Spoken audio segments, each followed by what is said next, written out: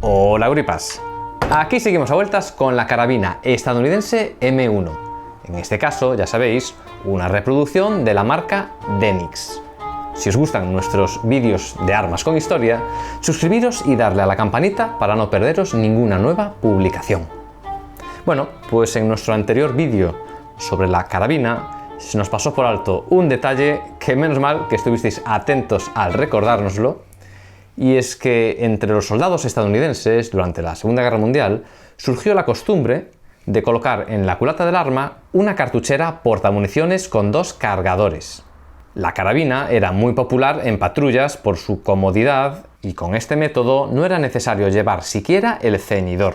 Ya os adelanto que esto no tiene mucha complicación, pero cualquier excusa es buena para seguir analizando esta arma con tanta historia.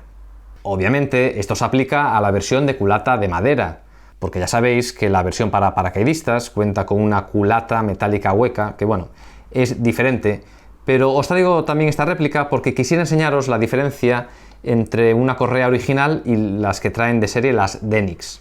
La diferencia, ya os digo, que se encuentra básicamente en el tipo de botón de cierre.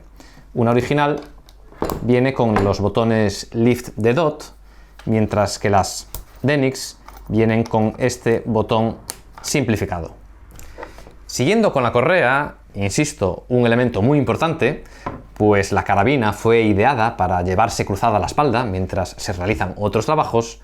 Al comienzo de la guerra eran de color caqui y hacia 1943-44 hizo aparición el color verde oliva. Os lo digo para que lo tengáis en cuenta según el año y unidad que estáis recreando. Bueno, venga, menos hablar y a empezar. Lo primero es quitarle el cargador al arma y desarmar la correa aquí cerca del cañón. El otro extremo lo dejamos tal cual está. Ya sabéis que va anclada gracias al tubo que porta el aceite del arma. Bueno, obviamente hemos quitado el cargador y la correa, pues esto bueno, nos va a permitir poder pasar la cartuchera. Esto no tiene mayor ciencia. Simplemente hay que pasarla por el cañón. Y nada, ya os daréis cuenta de que esto tiene dos puntos críticos, dos puntos difíciles. Uno es la palanca y otra es el alza. Pero si tenéis un poquito de paciencia, lo acabaréis consiguiendo. Vamos a ver, vale, ya lo pasé.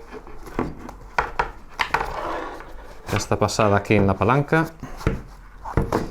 Esto claro, hay que hacerlo con el portacargadores vacío, sin los cargadores puestos, porque si no ya no se puede hacer.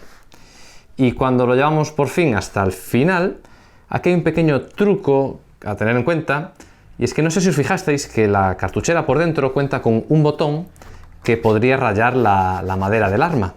Aquí os va a quedar más claro.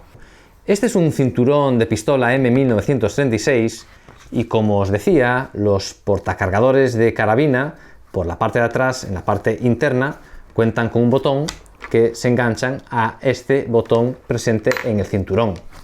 Simplemente lo pasamos por aquí, lo enganchamos hasta que haga clic, y lo que conseguimos con esto es que el portacargador de la carabina no se mueva una vez ajustado el ceñidor.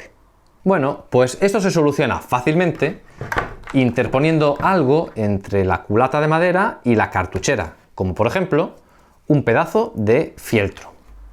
Así que nada, lo colocamos a la altura del botón y listo. Ahora simplemente cerramos la correa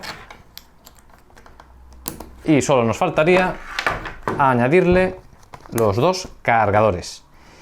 Como una vez puestos los cargadores la cartuchera va a quedar bien tirante, no deberíais tener problema de perder la pieza de fieltro que acabamos de colocar. ¿Y bien? ¿Qué os parece?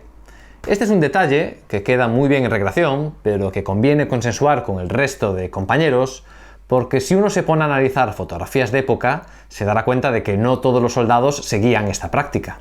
En realidad, el porcentaje era mucho menor del que se suele ver en recreación. Por cierto, ¿alguien me puede aclarar cómo hizo este soldado para colocar la cartuchera de esta forma, en sentido inverso? Pues eso es todo por hoy, Guripas. Este vídeo se lo dedicamos a nuestros dos compañeros del grupo de recreación Northwest Paratroops, Javi y José, por habernos prestado todo este material para hacer posible este vídeo. Y si tú quieres aportar tu granito de arena, en la descripción encontrarás varias formas de ayudarnos a mantener el canal. Nada más, nos vemos en el siguiente vídeo y rompan filas.